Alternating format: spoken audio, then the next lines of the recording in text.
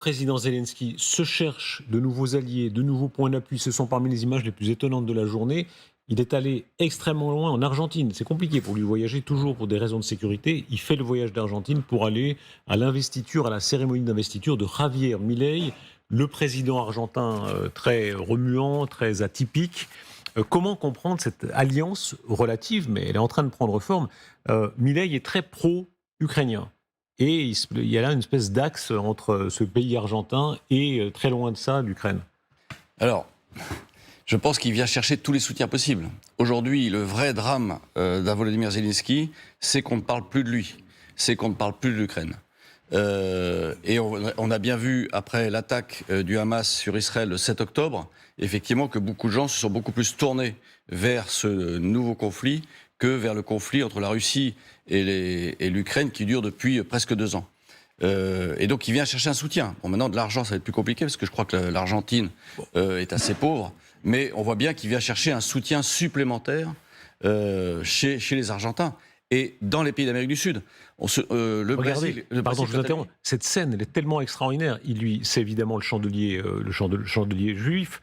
Milei est en train de se convertir au judaïsme et Zelensky, juif, il est en train, ici, n'est-ce pas, aussi de ce point de vue-là. Oui, il est très pro-israélien, Milei.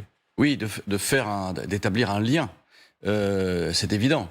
Et c'est tout l'intérêt d'un Volodymyr Zelensky, c'est effectivement d'avoir le maximum de soutien pour relayer son message, pour obtenir un soutien plus vaste encore que ce qu'il a aujourd'hui, ce dont il dispose aujourd'hui. Est-ce que c'est une manière aussi de parler à ce qu'on appelle le Sud? Il y a des Suds évidemment, mais l'Argentine, il y a l'Argentine, le Brésil qui est sur une ligne très différente.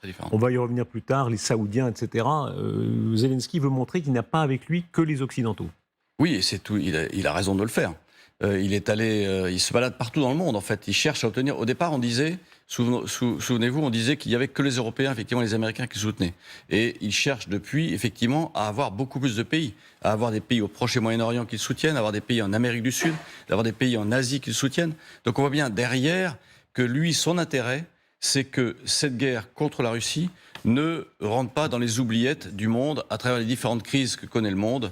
Et c'est tout de mon point de vue, c'est pour continuer d'exister et pour se chercher des appuis internationaux, que ce soit à l'ONU ou ailleurs, bien évidemment.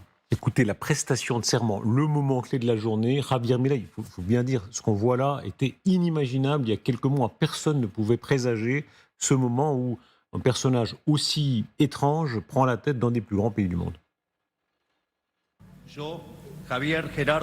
Moi, Javier Gerardo Milei, jure pour Dieu et sur la patrie, sur les saints évangiles, de m'acquitter de la charge présidentielle avec loyauté et patriotisme, d'observer, de faire observer fidèlement la Constitution de la nation argentine. Oui, je le jure.